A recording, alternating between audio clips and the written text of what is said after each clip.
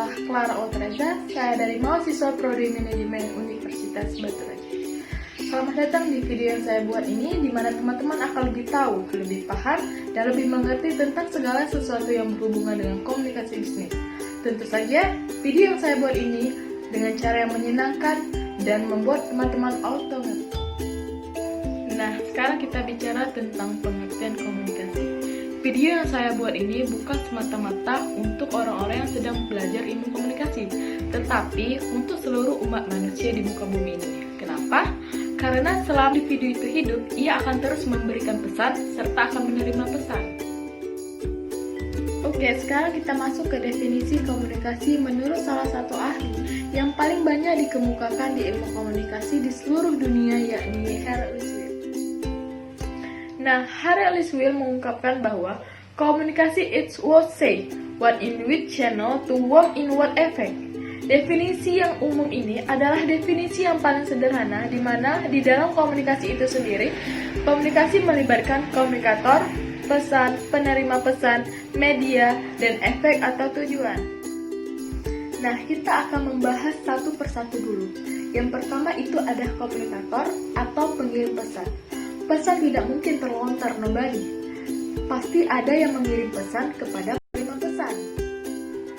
Yang kedua, pesan itu sendiri. Pesan adalah salah satu aspek penting di dalam komunikasi. Karena tidak mungkin adanya komunikasi kalau tidak ada pesan. Tujuan dari pesan itu sendiri bisa jadi hanya untuk memberikan informasi atau yang sekarang ngetren untuk memberikan influence atau pengaruh. Nah, sekarang kita bicara tentang penerima pesan. Siapa penerima pesan itu? Kita akan berbeda ketika kita bicara dengan balita, remaja, orang dewasa, ataupun orang tua. Tentunya kita akan memiliki strategi tersendiri. Kemudian kita bicara tentang media. Media yang digunakan dalam komunikasi, media yang tepat tentu saja akan membuat pesan tersebut tepat sasaran, sesuai apa yang diharapkan pemberi pesannya. Yang terakhir adalah tujuan. Tujuan dari pesan itu sendiri ingin seperti apa?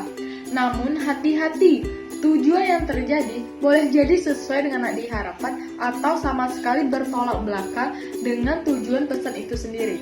Misalnya, pesan itu bertujuan untuk menghibur, tetapi ada hal-hal yang berkaitan dengan ras, suku, agama, malah jadi membuat orang lain tersinggung atau lain sebagainya.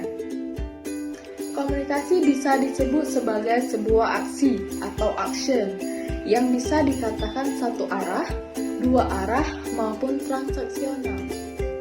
Nah, komunikasi yang satu arah ini seperti yang sedang saya lakukan dengan teman-teman, di mana saya yang menyampaikan dan teman-teman yang mendengarkannya dengan feedback atau timbal balik secara delay.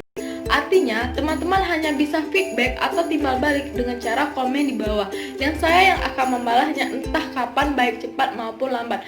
Artinya, responnya secara delay. Nah, sedangkan komunikasi yang dua arah ini, yakni komunikasi secara langsung, atau teman-teman bilang dengan take up. Zaman sekarang, anak-anak biasanya dengan sebutan take up.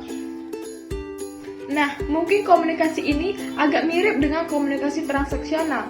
Namun, bedanya komunikasi transaksional ini adalah ketika kita berkomunikasi, kita melihat serangkaian pesan, baik itu verbal ataupun non-verbal, yang ada di dalam lawan bicara kita.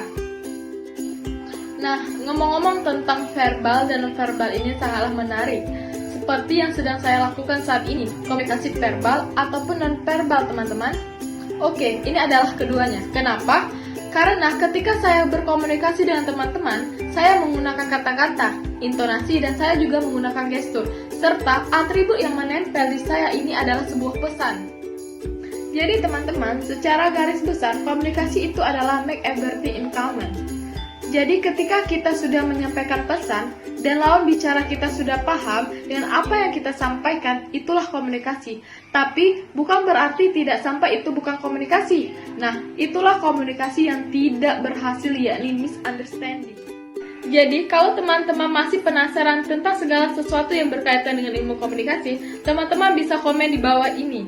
Dan saya harap video yang saya buat bisa membuat teman-teman lebih ngerti, lebih paham, dan lebih tahu segala sesuatu yang berkaitan dengan komunikasi. We just auto ngerti. Sampai jumpa di video selanjutnya. Jangan lupa like, komen, dan share video ini. Semoga kita bisa menebar virus-virus kebaikan kepada banyak orang. Terima kasih dan sampai jumpa.